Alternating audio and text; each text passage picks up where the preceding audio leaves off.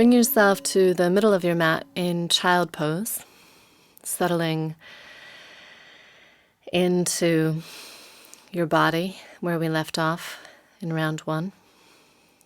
So finding where that's comfortable, just to bring yourself onto the mat, to let go of wherever you've been, however you've been. So adjusting your knees if you need to, resting your head. And as you settle your body, you find support and can let go, then deepen your breathing, shifting into Ujjayi Pranayama.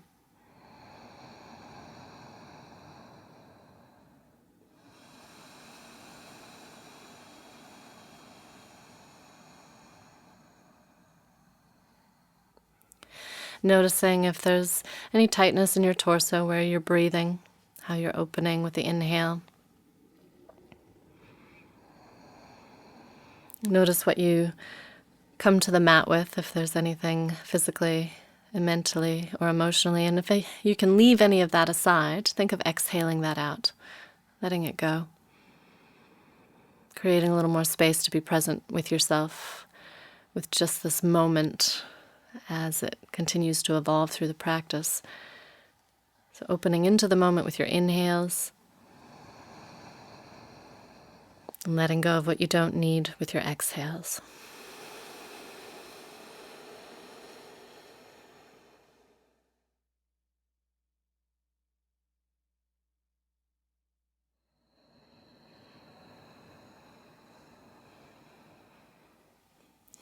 Allow your next inhale to bring you upright to kneeling. So adjusting your knees if you need to, so you feel stable. Lift your arms out and up overhead, and as you exhale, bring them down along your midline into Atmanjali Mudra, prayer position at your heart center. And feeling a little bit of energy to hold yourself upright as you continue to breathe consciously.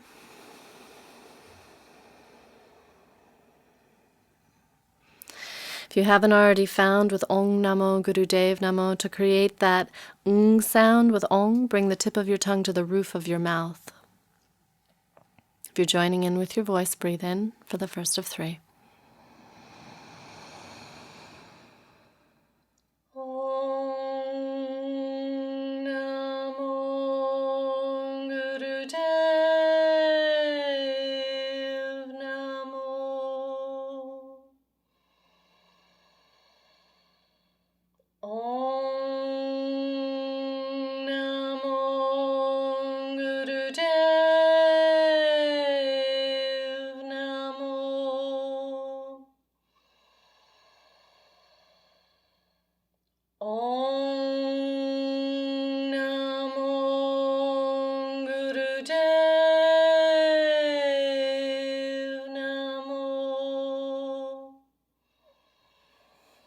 As you inhale, lift your arms up overhead, stretch them out, take a few big circles, circulating your breath through your arms, opening your shoulder joints, noticing any sounds or sensations there.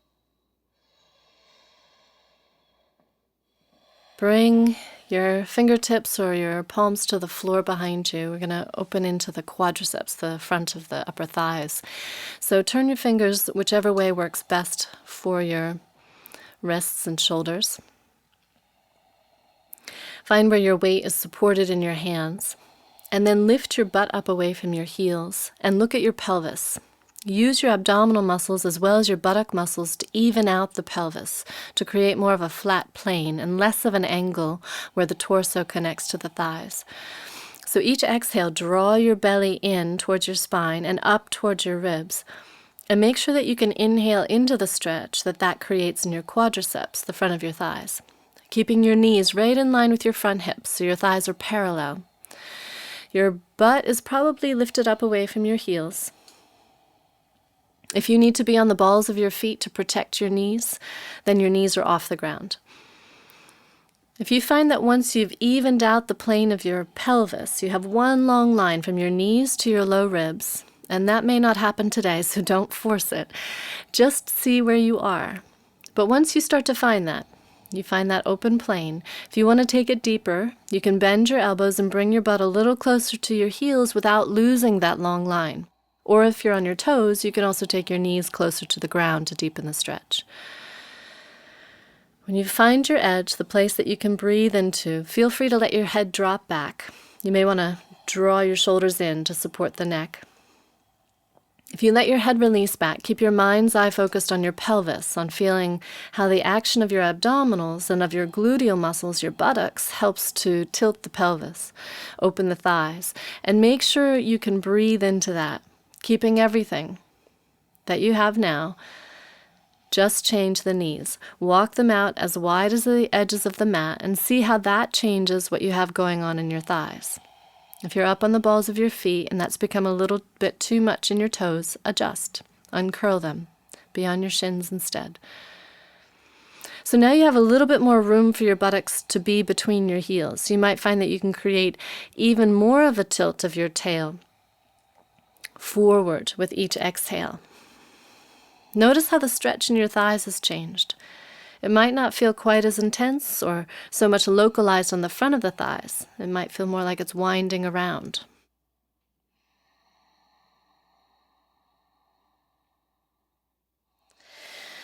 Use your next inhale to push the ground away with your hands, lift your torso up and shift your weight forward so you can bring your hands forward in front of your knees.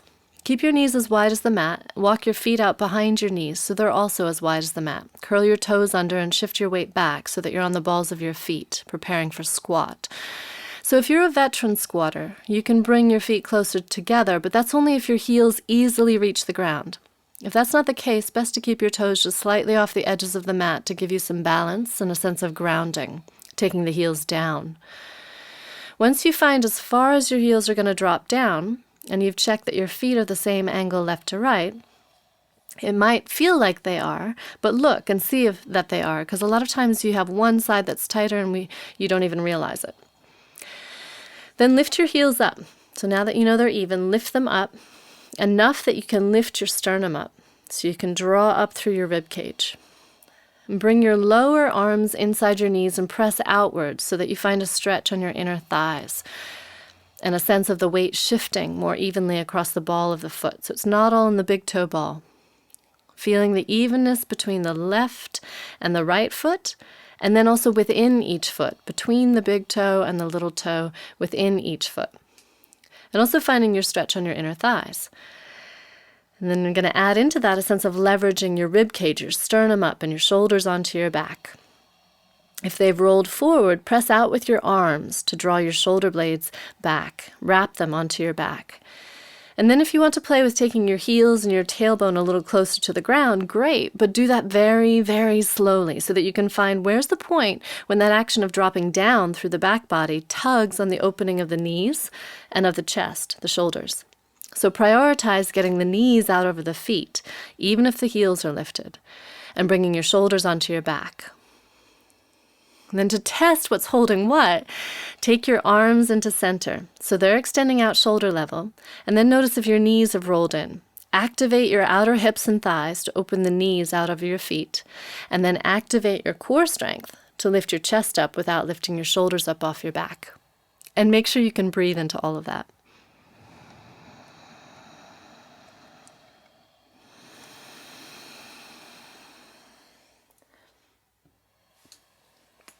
As you exhale next, release your hands down, come into cat and cow. Hopefully, by this point in these practices, you're familiar with cat and cow, and you can find your way there. Find the pressure down through your shins and the base of your fingers to open your back up towards the sky in cat pose. So you might have been feeling your shins from your squat. Press them open here, and then find the opening of the front body in cow. Roll from your tailbone up to your head, and as you roll into it, you find your movement with your breath. So you're leading from the tailbone to the head on each part of the breath, leading from the breath, from the inside. As you find those two elements, the breath and the spine, then check your alignment. When you drop your head down on cat pose and you're arching your back up towards the sky, see that your knees are under your front hips about a fist width apart and your thighs are parallel. See that you can't see your feet because they're behind your knees. And when you lift your head for cow, feel that your arms are wide enough that you can draw your shoulder blades back and draw your chest forward between your upper arms. If the hands are too close together, it will feel congested in that upper chest, upper mantle area. Give yourself room. Take your shoulder blades back away from your neck and in towards each other each time you inhale, so you get a little bit more mobility in the upper spine, in the upper rib cage. And this next time that you inhale, return to neutral, table position. We're going to turn off the side of the mat for Mandukasana, frog. So keeping your knees on the mat, and as you move into this, feel free to take the alternate option if your knees are not happy. But try this first. Walk your knees out from your hips, keeping them right in line with your hips. And if possible, come to the inner thigh. So instead of being on the kneecap, on the knee joint, bring yourself just inside to the inner thigh. If your inner thighs will allow that stretch. Look back, align your toes with your ankles and your ankles with your knees so you have right angles at all of the leg joints. And engage your toes a little bit. Draw them up slightly towards the knees to help protect the knee joints. Once you have all of those angles, bring yourself down onto your elbows so your shoulders are more level with your hips. And find your breath in here. If you have any knee injury, you can do the same posture on your back, lying on your back, using your hands on your inner knees to press your knees out to the sides to get a stretch on your inner thighs. Give it a try first. Check in. See if you can breathe into what you're doing. Play with it and adjust it. And then if it doesn't work, try the option lying on your back. Tuning into your ocean-sounding breath here.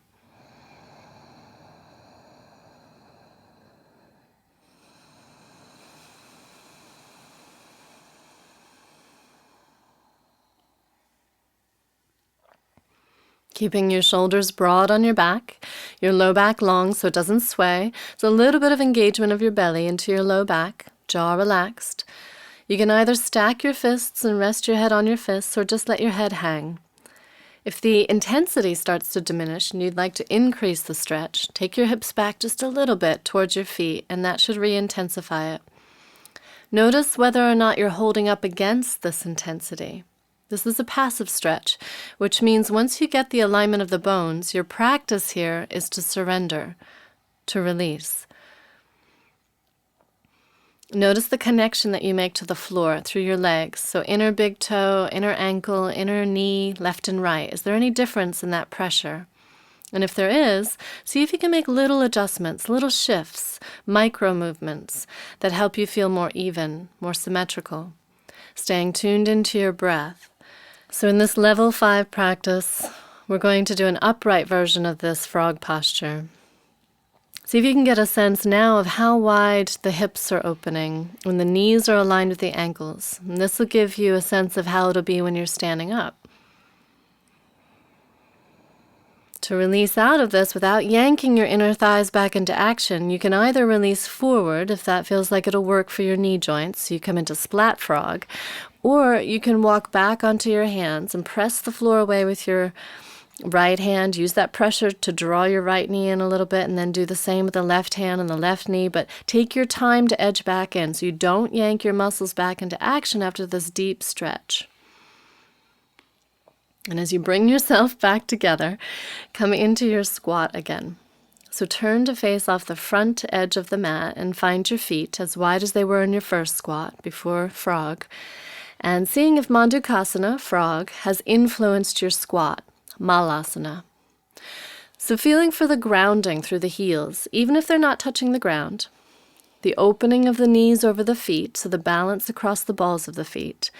And then the lift of the core from the hips. From the opening of the hips. Rise up through your core, broaden across your chest, across your upper back. When you find all of those varying things happening, see if you can feel what we were playing with in that last level with the back bending. That relationship between the tailbone dropping down in the back body and the sternum lifting up in the front body. So you're finding this maximum length of the torso, front to back, and on either side of that, the hips and knees opening, and the shoulders opening. Use your next exhale to release into a cat pose. Press your shins open to balance out from the squat. So finding your alignment of hands and feet, and arch your back up on the exhale. Push the ground away like you're pressing the air out of the body. Press your shins and your feet down and take an inhale into cat pose. So still arched up. Another exhale. And then as you inhale next, come back through table and step your right foot forward for a low lunge. Bring your right foot up by your right hand. You might have to swing it around to the side or take a few steps. Keep a little distance left to right with your back knee and your front foot, and use your hands initially to help push the ground away so that you can breathe into the stretch in the front of your left thigh. If your back knee is not happy, try curling your toes under or supporting it by doubling your mat or using a blanket underneath it. And if your toes are not curled under, see if you can feel that your little toenail in that left foot is facing the ground, so your hips are squared forward, as opposed to it facing off the left side of the mat. So in moving into the hips, what we call the hips, we often just think of the hips as the outer hips, but there's so many muscles that come into this plexus, nexus of the hips. So we're going to open the front of the thighs, an extension of what we did last round in that quadricep stretch. Moving it deep into the groin and the psoas muscle. Use the support of your arms as much as you need to be able to breathe into the stretch in your left thigh. You might also feel it across the top of your right thigh. As you release into it, if you find that your right knee goes past your ankle, then just inch your foot forward. That's great, you've made some progress, but keep your knee aligned above your ankle. And if you find that you're growing more comfortable with this stretch, there'll be less weight in your hands. Whether you have weight in your hands or not, keep your shoulders on your back so you don't create tension in your neck, and keep your breath as your guide. These long, slow stretches I consider more advanced work because it takes a lot of awareness and bravery to be in an area that's been held tight and to allow it to release. It's a lot easier to fling your body around than it is to go deeper inside and let tight areas open. Give that left thigh one more inhale, and then use your hands to push the ground away on your exhale so the left thigh doesn't have to engage. Shift your right foot back and make your way into extended child so you have your knees together. Press your hips back over your heels. And if when you release your head it doesn't touch the ground, you may want to walk your knees a little bit wider. But then use your hands to push the ground away so that you take your hips farther back over your heels. And focusing your breath down into your pelvic floor, into your hip joints, see if you can feel any difference left to right. If your shoulders are up around your neck, push the ground away with your hands. Maybe even walk your hands closer to you so that when you push the ground away, your shoulders can slide back. You can reconnect them, reintegrate them to your back so you have space around your neck.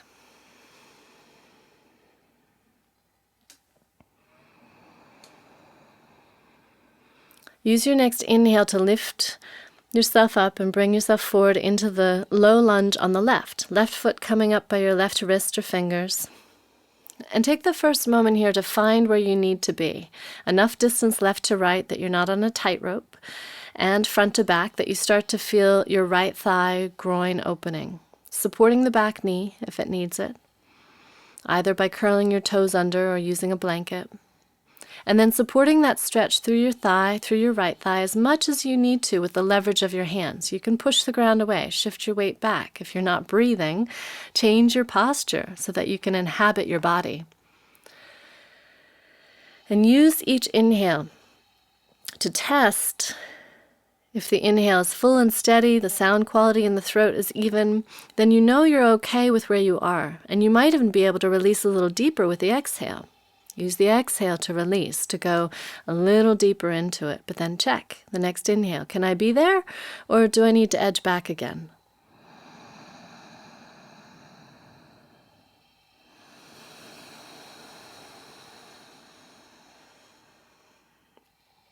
Your breath is your inner wisdom, or an access way to your inner wisdom, so use it.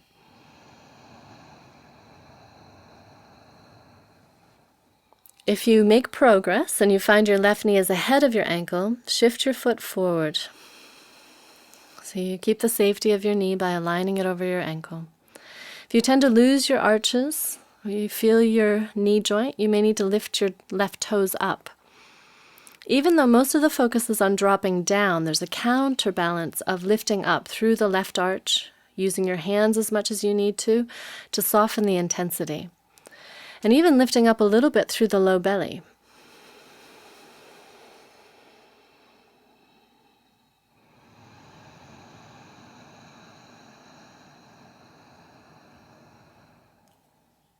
Use your next exhale to push the ground away with your hands. Shift back into extended child again, and see if you feel any more balance in your hip joints from the first extended child.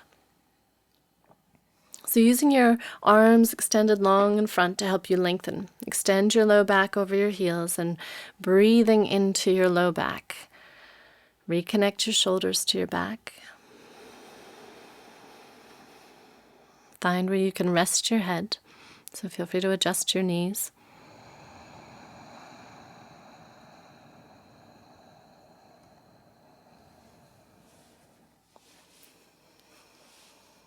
And to complete the practice here in child pose, you may want to rest your hands under your head or wrap them back around by your feet and let yourself release down towards the ground in your body, and also release your breath. Let it happen without effort, letting go of that ocean sound in the throat. Noticing where your attention goes, just for a moment, be present with your body, being still.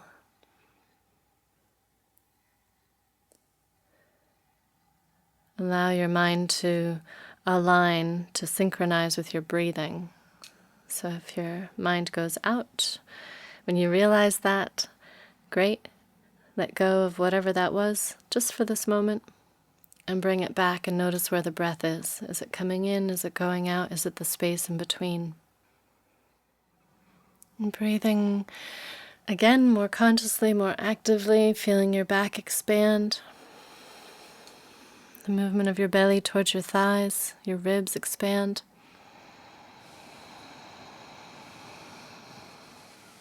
You may want to draw in a quality or in an energy if you know where you're heading after this moment. When you step off the mat, there might be something you'd like to carry with you or draw in as you step into that next moment. With your next inhale, uncurl, come up, let your arms come out and up overhead. Gather up whatever you'd like to take with you and draw it down and in along your midline as you exhale, acknowledging yourself and anyone else you're practicing with. Namaste.